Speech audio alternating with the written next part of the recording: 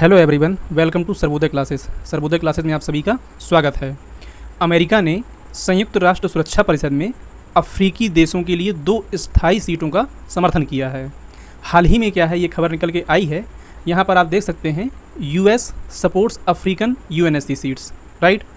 इस वीडियो के माध्यम से हम लोग समझने का प्रयास करेंगे और उन चीज़ों के बारे में जानेंगे कि वर्तमान में यूएनएससी या यूनाइटेड नेशन की कौन कौन सी बॉडी हैं, यूएनएससी में कौन कौन से देश क्या हैं, परमानेंट मेंबर हैं, नॉन परमानेंट मेंबर हैं, राइट। और अभी वर्तमान में देखा जाए तो किसका कितना यहाँ पर रोल देखने को मिलता है।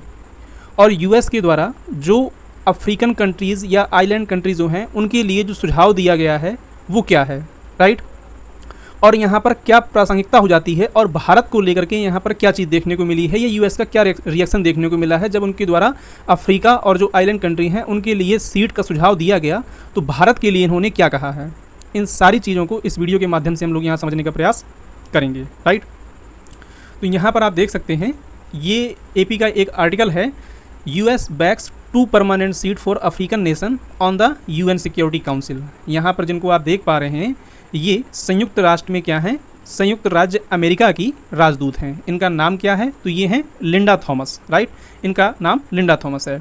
इनके द्वारा क्या है, हाल ही में यूनाइटेड नेशंस में ये स्टेटमेंट दिया गया है, ये कहा गया है कि USA इस चीज़ का समर्थन करता है कि अफ्रीकी देशों के लिए 2 नई सीटों को जोड़ा जाए और साथ ही साथ ऐसे छोटे देश जो क्या हैं, आइलैंड कंट्री हैं और विकासशील देश हैं, इनके लिए फर्स्ट टाइम जो गैर स्थायी सीट का समर्थन भी यहाँ पर किया गया है, यानी कि नॉन परमानेंट बॉडी का भी समर्थन यहाँ पर किया गया है कि इनको यहाँ पर पद ये दिया जाए, राइट। इसके बारे में आप यहाँ पर भी देख सकते हैं।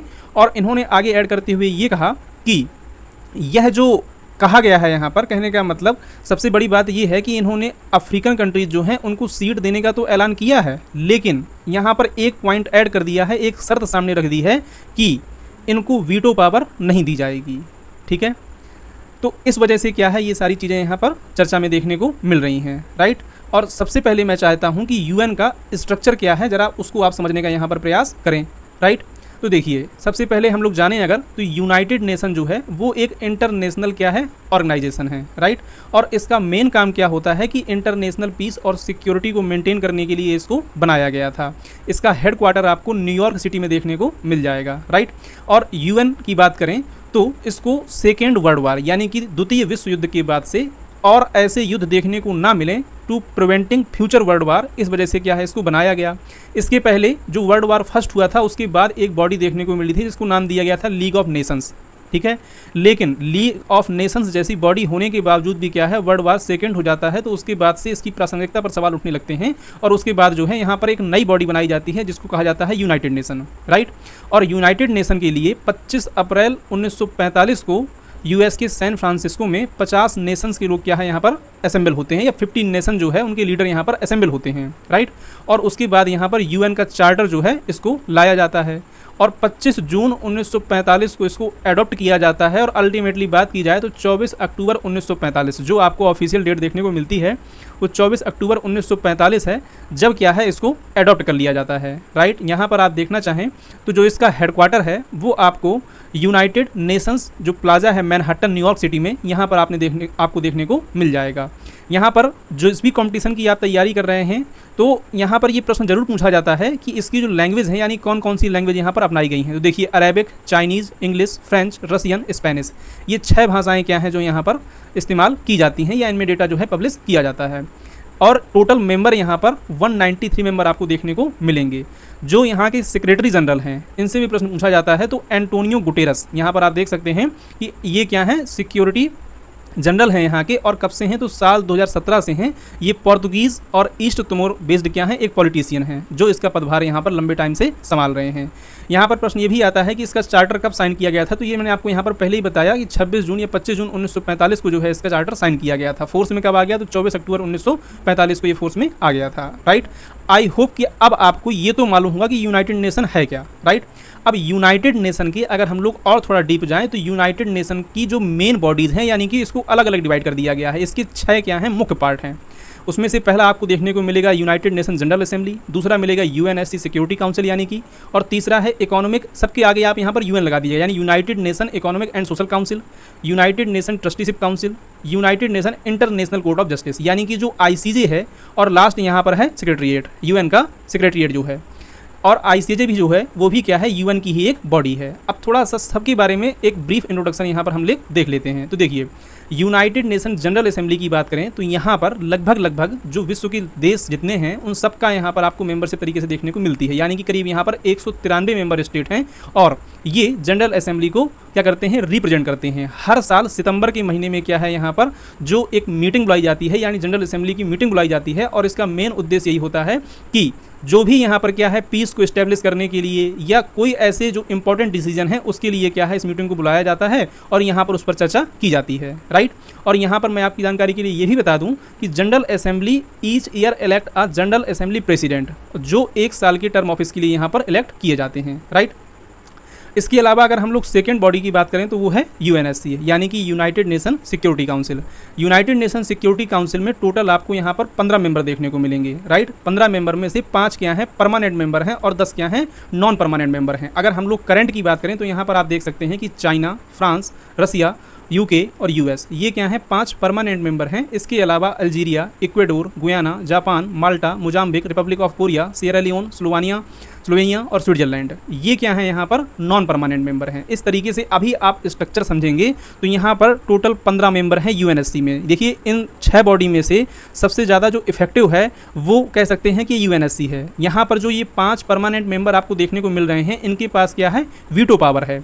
अब यहाँ पर जो 2 सीटों के लिए कहा गया है, या 2 जो नेशन है उनको जोड़ने के लिए कहा गया है कि अफ्रीकन नेशंस जो हैं उनको यहाँ पर दिया जाएगा, तो वहाँ पर ज़रूरत क्या है कि जो ये 5 मेंबर हैं, जो 5 परमानेंट मेंबर हैं, इनकी सहमति जरूरी है। अगर ये सहमति देंगे तो ही क्या है, मेंबर यहाँ पर ऐड हो पाएगा, अदरवाइज नहीं हो पाएगा।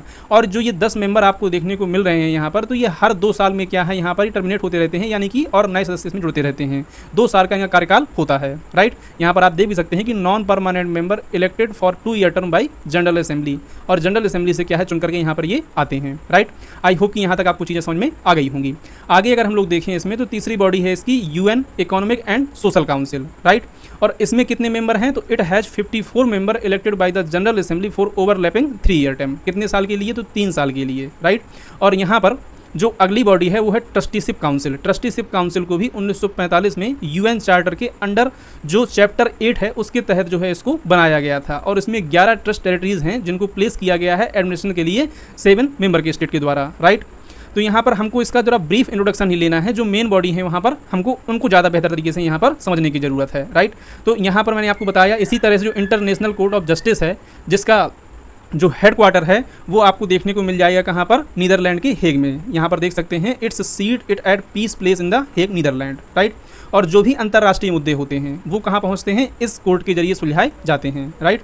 यहाँ पर जो लास्ट बॉडी है वो क्या है, सेक्रेटरीट है, जो कंप्राइज करता है क्या, सेक्रेटरी जनरल को, और tens of thousands of international UN staff member who carry out day to day work the UN and mandated assembly. इसमें जो पीस कीपर्स वगैरह हैं वो भी क्या हैं, इसी के अंदर आते हैं, और ये विभिन्न देशों पर, विकासशील देशों पर या जो पिछड़े देश हैं वहाँ पर अपने सेक्रेटरीट चलाए जाते हैं, और उसके आधार पर जो है वहाँ पर वर्क करने के लिए ये लोग पहुँचते हैं, राइट। आई होप कि अब आपको एक ब्रीफ आइडिया हो गया होगा कि यूनाइटेड नेशन है क्या, इसकी बॉडी कितनी है। जो अभी सीट जोड़े जाने की बात की जा रही है वो कहाँ की बात की जा रही है, तो वो सिक्योरिटी काउंसिल की है। सिक्योरिटी काउंसिल के तहत यहाँ पर सीटों का विस्तार किया जाएगा, ऐसा कहा गया है, राइट। और यहाँ पर जो इंक्लूजन की बात की जा रही है, इसमें ये भी ऐड किया गया है यूएस के द्वारा। यहाँ पर देख सकते हैं कि ये 13 सितंबर 2024 यानी आज ही का आर्टिकल है, US backs Africa inclusion in UN security council without veto. इनका कहना ये है कि विदाउट वीटो ही क्या है, इनको सीट दी जाएंगी। और इसके पीछे जो इनका तर्क है वो तर्क ये है, क्योंकि अगर वीटो पावर दे दी जाती है तो इससे क्या होता है, डिसएस्पेक्शन होता है, यानी कि उन पर आम सहमति नहीं बन पाती है। कहने का मतलब, आज करंट में अगर आप सिनेरियो देखेंगे तो अगर इजराइल हमास की बात आती है तो इजराइल का समर्थन या इजराइल के पक्ष में यूएस क्या है, वीटो कर देता है अगर कोई भी रेजोल्यूशन यहाँ पर लाया गया होता है। दूसरी तरफ देखा जाए तो यूक्रेन और जो रसिया है उसके वार की बात की जाए तो वहाँ पर रूस के पास भी क्या है, वीटो पावर है, और यूएस की पावर भी क्या है, वीटो पावर है। तो इस वजह से होता क्या है कि दोनों में से पावर होने की वजह से, यानी वीटो पावर होने की वजह से कोई भी एक्शन यहाँ पर होता हुआ नहीं दिखाई देता है, राइट। अब अगर हम लोग भारत की बात करें कि भारत के लिए यहाँ पर क्या कहा गया, तो देखिए भारतीय पीएम जो हैं नरेंद्र मोदी जी, इनके द्वारा समय समय पर क्या है इस चीज़ की मांग उठाई जाती रही है कि क्या किया जाए कि भारत को इसका एक परमानेंट सीट या परमानेंट मेंबर बनाया जाना चाहिए। ये आप 26 सितंबर 2020 का जो न्यूज़ है वो देख पा रहे हैं। कोविड के टाइम पीएम मोदी के द्वारा जो है इस चीज़ को एम्फेसाइज़ किया गया था कि कहीं ना कहीं भारत को भी क्या है यहाँ पर परमानेंट मेंबर बनाया जाए। जरा मैं चाहता हूँ कि आप यहाँ पर एक बार सुने जरा इसको कि उनके द्वारा क्या कहा गया है, राइट। 8-9 महीने से पूरा विश्व कोरोना वैश्विक महामारी से संघर्ष कर रहा है। इस वैश्विक महामारी से निपटने के प्रयासों में देखिए कोविड-19 के दौरान जो स्थिति बनी थी उसको लेकर के इनके द्वारा कहा गया था कि जो पीपल ऑफ इंडिया हैं या इवन जो पीपल ऑफ वर्ल्ड हैं वो कंसर्न है इस चीज़ को लेकर के कि जो यूनाइटेड नेशन जैसी बॉडी है इनमें रिफॉर्म की ज़रूरत है। यानी कि एक बहुत बड़ा हिस्सा जो है इसमें आपको देखने को नहीं मिलता है। अब आप खुद सोच के देखिए कि जो 5 परमानेंट बॉडी हैं, परमानेंट कंट्री हैं, उनके अलावा जो अफ्रीकन कॉन्टिनेंट है, अफ्रीकन कॉन्टिनेंट से एक भी परमानेंट सीट आपको यहाँ पर देखने को नहीं मिलेगी। तो समय समय पर क्या है भारत, जर्मनी, जापान, इस तरह से जो देश हैं जिनके पास एक अच्छी स्ट्रेंथ है, और भारत जैसे देश की बात की जाए तो भारत जो लार्जेस्ट पॉपुलेशन वाला और एशियन एक कंट्री है, तो यहाँ पर भी मांग की जाती रही है कि क्या किया जाए, भारत को यहाँ पर एक परमानेंट सदस्य इसका बनाया जाए। लेकिन अगर यहाँ पर यूएस की माने तो यूएस का कहना यही है, जिस तरीके से अफ्रीका के लिए इन्होंने ओपन तरीके से कहा कि हम इनके सीट बनाने के लिए और जो आइलैंड कंट्रीज़ हैं, विकासशील देश हैं, उनको सीट देने के लिए यहाँ पर प्रयत्न करेंगे और इसका प्रस्ताव रखते हैं। लेकिन अगर इसमें आम सहमति बन जाती है तभी क्या है सीटें यहाँ पर देखने को मिलेंगी। भारत के लिए कहा जाए तो भारत के लिए यूएस का यही है रवैया यहाँ पर कि हम प्रतिबद्धता अपनी दोहराते हैं और भारत को यहाँ पर परमानेंट सीट दिलाने की मांग करते हैं, समर्थन करते हैं, एक तरीके से आप कह सकते हैं। इस चीज़ को इनके द्वारा जो है यहाँ पर कहा गया है। हालांकि ओपन तरीके से भारत को परमानेंट सीट देने के लिए इन्होंने कोई भी प्रस्ताव पास नहीं किया और ना ही कोई यहाँ पर स्पेशल जो अपना स्टेटमेंट है वो जारी नहीं किया गया है। अब ऐसे में प्रश्न ये उठता है कि क्या जिन देशों को यहाँ पर शामिल किए जाने की मांग की जा रही है तो उन पर क्या चीज़ें देखने को मिलती हैं। कहने का मतलब ये है कि जो परमानेंट P5 वाले देश हैं वो अफ्रीका में किन 2 देशों को सीट दी जाएंगी, उसके अलावा इसमें आगे और क्या चीज़ें होने वाली हैं, अभी इसको लेकर के कोई भी क्लियरिटी नहीं आई हुई है। और दूसरी चीज़, अगर सीटें दी जाती हैं तो भारत, जर्मनी, जापान जैसे देशों के द्वारा ये चीज़ ज़रूर निकल के सामने आएगी कि इतने लंबे समय से मांग की जाती रही है लेकिन इस पर कोई भी यहाँ प्रतिक्रिया देखने को नहीं मिली। तो इस वजह से प्रोटेस्ट भी देखने को मिल सकता है इस चीज़ के पीछे। तो फिलहाल यहाँ पर देखा जाए तो क्या है, यही अपडेट थी कि ये सीटें जो है यहाँ पर इनके द्वारा प्रस्ताव रखा गया है। अब ये प्रस्ताव पारित होता है क्या, यहाँ पर जो अफ्रीकन कॉन्टिनेंट है उससे यहाँ पर 2 कंट्री यहाँ सीट उनको देखने को मिलती है, 2 सीट देखने को मिलती हैं। अब वो सीटें शेयर होंगी यानी 2-3 कंट्री एक साथ शेयर करेंगे या सिर्फ एक कंट्री होगा, इसको लेकर के अभी क्लियरिटी नहीं है। अगर इससे संबंधित कोई भी अपडेट आगे आता है तो मैं निश्चित तौर पर इससे आप संबंधित आपके लिए जानकारी आगे लेकर के आ जाऊँगा। फिलहाल यहाँ पर भारत के संबंध में यही कहा गया है कि US reaffirm long standing support for permanent UNSC seat for India, Japan and Germany.